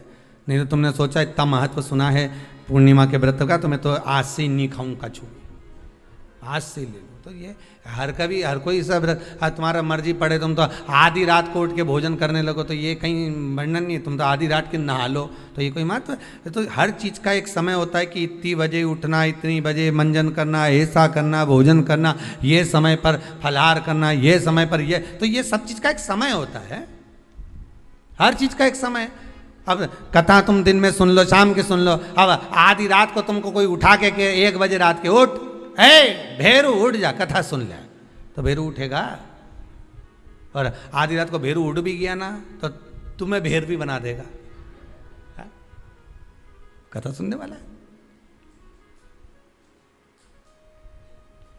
हर चीज का एक समय होता है कि आपको ये समय पर आपको ये ग्रहण करना, आपको इस समय पर भगवत स्मरण करना, आपको इस समय पर नाम जाप करना, आपको इस समय पर भगवान की भक्ति को धारण करना। परिवार में अगर किसी ने एक पूर्णिमा का व्रत कर रखा है, एक व्यक्ति ने भी करा है, तो 50 की ग्रह दशा जब उसके स्पर्श में आती है, पूर्णिमा का जो व्रत होता है ना, स्पर्श का सुख दे जाता है। बहुत बहुत ध्यान दीजिएगा। जैसे आपने किसी ने पानी मांगा, आपका पूर्णिमा का व्रत है, और भले आप उठ के पानी लेने नहीं गए क्योंकि आपका व्रत है, क्योंकि जिसका व्रत होता है बेचारी वो तो ज्यादा कुछ करती नहीं पाती, पर किसी ने आपको पानी लाकर तो दिया ना। अब पानी लाकर जिस व्यक्ति ने दिया उसका स्पर्श तो हुआ ना। ये अभी गई थी ना दूसरी लहर कोरोना महामारी, इसको देख लो, इसको टच किया, इससे टच होकर उस पर गया, उससे टच होकर उस पर गया, तो ये कोरोना महामारी। अब जब ये कोरोना महामारी टच करने से फैल सकती है तो व्रत का पुण्य टच करने से क्यों नहीं बढ़ सकता? विचार करिएगा जरा, उसका भी तो पुण्य। अब आपने किसी को जल दिया जिसका व्रत था उसको जल दिया। और सरल भाषा में समझ लो, कभी मथुरा वृंदावन गए हो आप लोग? अगर मथुरा वृंदावन गए होगे, उज्जैनी गए होगे, काशी गए होगे, कहीं तीर्थ में गए होगे, या कभी कुबेरेश्वर धाम कभी आप लोग आएंगे जाएंगे, कभी आपको ज्ञात होगा, तो कभी आप लोग दर्शन करेंगे कि जब भोजन प्रसाद होता है तो लोग उसको बांटने के लिए देते हैं कि कोई आया है तो उसको कुछ प्रसाद मिल जाए, भंडारे की प्रसादी मिल जाए। तो भंडारे की प्रसादी जब वो खाता है उसका स्पर्श होता है, स्पर्श होता है तो जिसने भोजन किया उसका पुण्य जो दे रहा होता है उसके खाते में चले जाता है।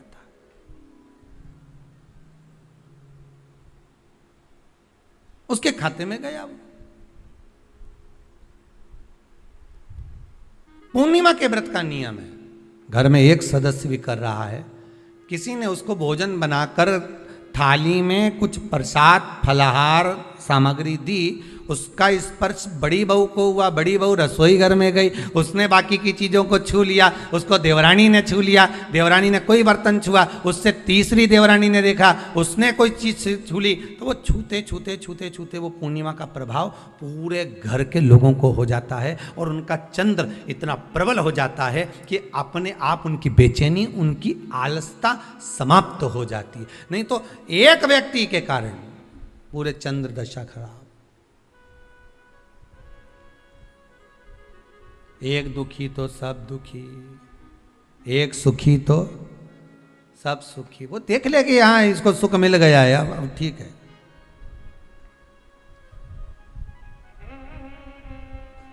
जब बेचैनी लगे, 14 और पूर्णिमा आए और आपको लगे बेचैनी बहुत ज्यादा है, मेरे को थोड़ा बेचैनी, ना जाने क्यों ऐसा होता है कि 14 पूर्णिमा आई और मेरे को बेचैनी, तो समझ लेना कि चंद्र गड़बड़ है। फिर क्या करना है? एक व्रत घर का कोई भी सदस्य पूर्णिमा का प्रारंभ कर दे। ज्यादा नहीं करो तो थोड़ी करो, पर करो व्रत।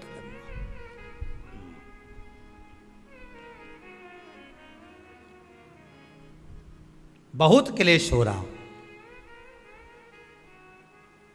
बहुत क्लेश हो रहा हो, तो पूर्णिमा के दिन खीर का भोजन प्रत्येक महीने में एक बार ऐसा नियम बना लो, अपने दीवार पे लिख लो कि पूर्णिमा है और पूर्णिमा के दिन घर में खीर बनना ही है। केवल शरद पूर्णिमा अकेली पे नहीं हो, तुम एक पूर्णिमा पे तो बनाते हो खीर, शरद पूर्णिमा के दिन तो खूब जोरदार बना बुनो के ना डोलची के छत पे धर दो, उठा के भगवान ही दर्द कहीं कहीं की तो छत पे बनाए। तो बच्चे पूछ ले मम्मी ये छत पे क्यों रखी है, तो क्या अमृत गिरेगा?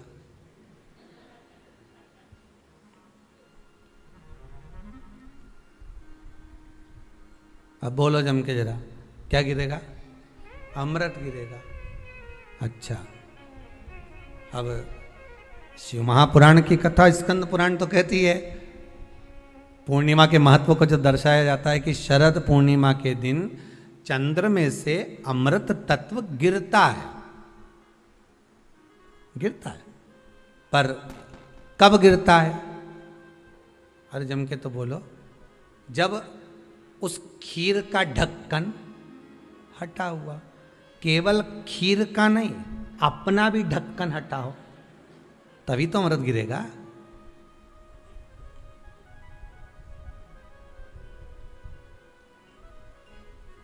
अब दिमाग में तो ढक्कन बंद है, खीर रख दी छत पे, भगवान मन में सोच रहे कि देवताओं को अमृत कब मिला था? जब उन्होंने मेरा नाम पुकारा था। केवल खीर बना के नहीं धरी थी कि छत पे खीर धर दो और अमृत आ जाएगा, नहीं नहीं, खीर के पास बैठकर थोड़ी देर बैठकर हरे राम कहो सीताराम कहो, सीताराम कहो राजा राम कहो, कुछ भजन तो गाओ। और तुमने तो नीचे से बना के छोरा कर दे दी, धर या ऊपर छत पे, और छत पे ले जाके खीर धर दी और खीर रखी तो मम्मी ने क्या केवल ढक्कन लगा के रखना, बिल्ली खा जाएगी, तो उसमें ढक्कन केवल खीर में नहीं लगाया, अपनी बुद्धि में भी लगा लिया। अरे स्कंद पुराण की कथा कहती है जब पूर्णिमा के दिन तुम खीर बना रहे हो, अगर शरद पूर्णिमा के दिन खीर बना रहे हो तो प्रयास करना कि थोड़ी देर बैठकर राम नाम, कृष्ण नाम, शिव नाम, भगवान की भक्ति का 2-5 भजन तो हो जाए।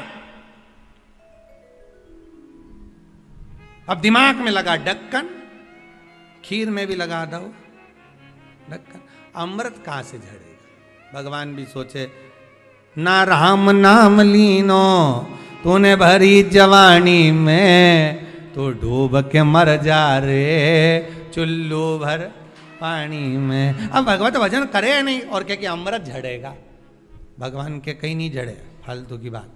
राम नाम बोलती तो अमृत झड़ता, कृष्ण नाम बोलती तो अमृत झड़ता, भगवान का भजन करती तो अमृत झड़ता। इसलिए शरद पूर्णिमा पे मंदिरों में जो खीर बनती है ना, तुम्हारे घर की खीर और मंदिर की खीर के मिला के देखना जरा, दोनों में स्वाद किस में आए, जरा मिला के देखना। मंदिर की खीर में स्वाद आ जाए, क्यों वहाँ भाइयों बैठ के खूब भजन गाए, तावा का हंडा में तातो दरो पानी नीनाए भोला नवा के रंग। अब दिन रात के जो भजन गाने पिली ने 9 बजे से लेकर 12 बजे रात तक खूब गाया, वो भजन का जो अमृत था वो खीर में मिल गया, खीर में मिला तो स्वाद आ गया। अब तुम तो गाई ही नहीं, तो डब्बा में कहीं खाक स्वाद आए।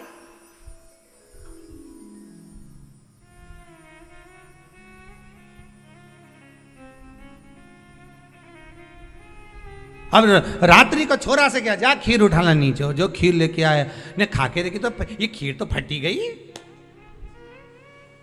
अब खीर ही फट गई। छोरा से 2 धर के दिया, कर तो ढाक के नहीं आया था, नहीं ढाक के आया, तो इसमें तो मैंने वो चिरौंजी डाली थी, दाग चिरौंजी, पर ये बिजली का कीड़ा होने कहाँ से? और डाली थी दाग चिरौंजी, आ गए हम अभी। उस समय पे बिजली का कीड़ा बहुत चले, शरद पूर्णिमा के टाइम पे, काला वाला, और एक ही आ जाए नहीं तो पूरा इलायची का स्वाद दे जाए। अब डाली थी दाग चिरौंजी, आ गया वह कीड़ा बिजली का। अब छोरा को कूट रही, अब उसको कूटने से क्या हो? ये तो उसी में का हाल नहीं हो गया। एक बच्चा घर आ गया दौड़ के, माता जी ने पूछा क्यों तू वापिस घर क्यों आ गया? स्कूल नहीं जा सकता था? स्कूल में बैठने का कहा था ना तेरे को, क्लास में बैठने का कहा था तेरे को, तो घर में क्या कर रहा है कि नहीं जाना मेरे को स्कूल? तो क्यों नहीं जाना? नहीं जाऊंगा, नहीं जाऊंगा। तो छोरा से कहा तू जाए क्यों नहीं? नहीं जाऊंगा, नहीं बोल दे, नहीं जाना, नहीं जाना बस। अरे तो हुआ क्या ये तो बता।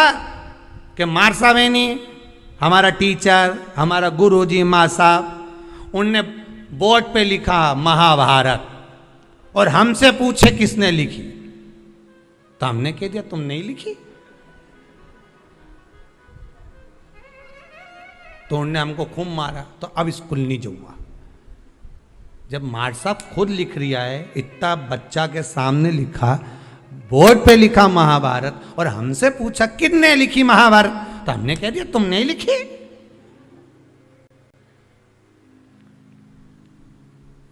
उन्होंने तो हमको टेबल पे खड़ा करने खूब दोचा, जैसे मंदिर के घंटा हो, खूब बजाया, खूब मारा। इसलिए अब नहीं जाऊंगा स्कूल। इतने में माँ ने हाथ पैर जोड़े, वो महाभारत किसने लिखी थी ये पूछा था। तो हम वही तो बोल रहे हैं माँ साहब ने लिखी थी, हम कौन से अलग बात बोल रहे हैं? हम भी तो बोल रहे हैं कि टीचर ने लिखी, माँ साहब ने लिखी।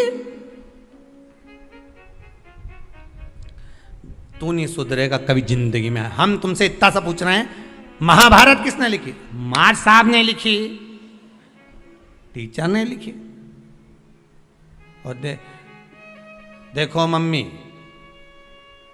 भाई सुन ले, आई तू भी सुन ले, अब बार बार महाभारत की मत पूछना मेरे से। एक बार बोल दी मैंने उनने लिखी, उनने लिखी, उनने लिखी, अब बार बार मत पूछना।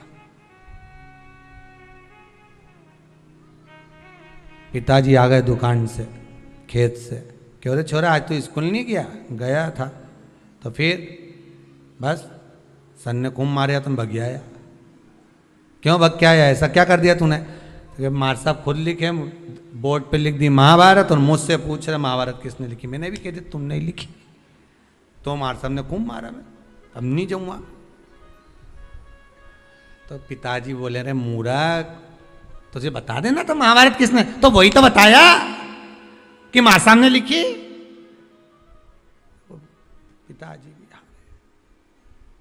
क्या बोलेगा? हम भी इसी भ्रम में महाराज, हम सोचे कि हम बस खीर में अमृत झड़ेगा। भगवान के जब झड़े जब राम बोले, अमृत जब झड़े जब कृष्ण बोले, अमृत जब झड़े जब भगवान का भजन होवे। केवल खीर बना के डब्बा को छत पे रखने से अमृत नहीं झड़ता। भगवान के भजन के साथ अमृत तत्व की जो प्राप्ति होती है तो वो आनंद ही दूसरा हो। किसी ने भजन में गाया है, आपने सुना होगा, अमृत है हरि नाम प्रभु का, अमृत है हरि नाम प्रभु का, इसे छोड़ विष पीना क्या, हरि नाम नहीं तो जीना क्या, प्रभु नाम नहीं तो जीना क्या। ये अमृत तत्व भगवान की भक्ति का होना चाहिए। ये अमृत तत्व परमात्मा के भाव का, निर्मलता के भाव का होना चाहिए। तो स्वाद। मेरा निवेदन है, अगर तुम्हारे घर में अशांति ज्यादा होती है, क्लेश बड़ा ज्यादा होता है, आप पूर्णिमा का व्रत करें ना करें, पर पूर्णिमा को खीर प्रसाद घर में अवश्य बना।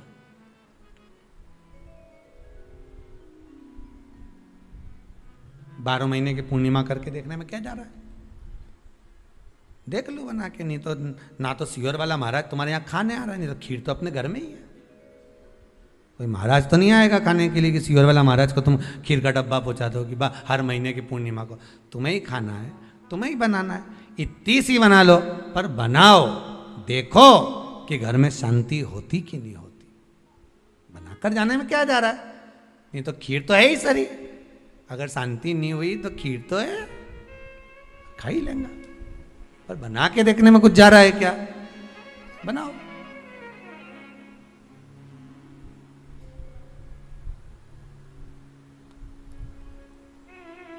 उसकी महत्वता को जानना है।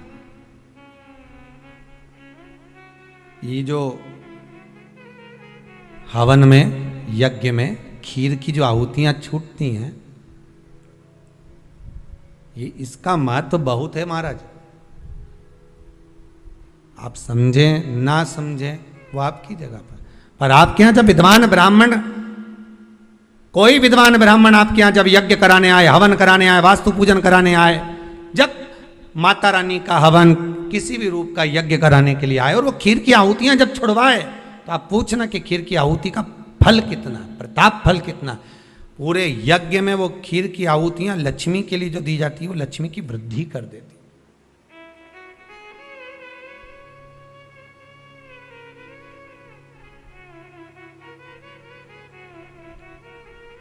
उसका महत्व कितना बढ़ जाता है, उसका महत्व कितना प्रबल हो जाता है। खीर क्या होती है? बनाइए एक बार। पूर्णिमा के व्रत का महत्व चंद्र से, और जिसके यहां क्लेश हो, कोई व्यक्ति मीठा बोलकर आपसे स्नेहवश, प्रेम बढ़ाकर, स्नेह बढ़ाकर, आपसे प्रेम, वात्सल्यता, करुणा, स्नेह बढ़ाकर जब आपसे कुछ धन लेकर चले गया हो, और अब आप उससे मांग रहे हो, आप उससे लेना चाहते हो, और फोन कर रहे हो, मिलने जा रहे हो कि मेरा पैसा दे दे भैया, और वो प्रेम खत्म कर चुका है, स्नेह खत्म कर चुका है, धन नहीं दे रहा, वहां पर भी यह पूर्णिमा का व्रत काम करता।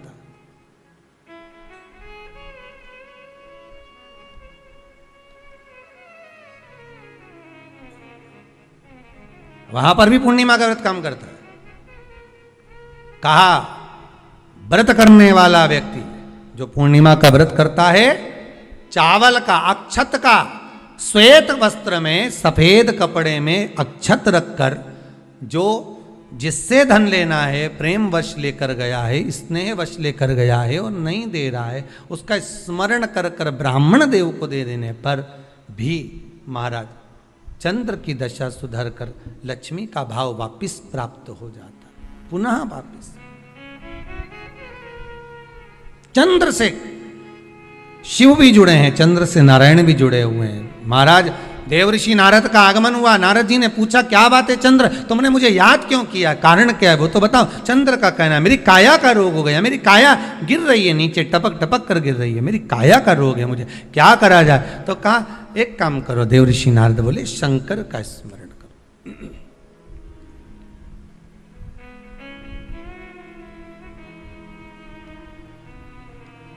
शिव का स्मरण कर लीजिए। चंद्रदेव ने पूछा शंकर का स्मरण मैं करूं, प्राप्त करूं, क्या भगवान शिव मेरे संकट को हरने के लिए आएंगे? क्यों नहीं। चंद्र के मन में थोड़ा संशय है, क्या शिव आएंगे मेरा संशय हरने के लिए? हाँ, क्यों नहीं आएंगे। तो देवऋषि नारद के सामने एक संशय और पैदा कर दिया चंद्रदेव ने। बात ऐसी है कि मैं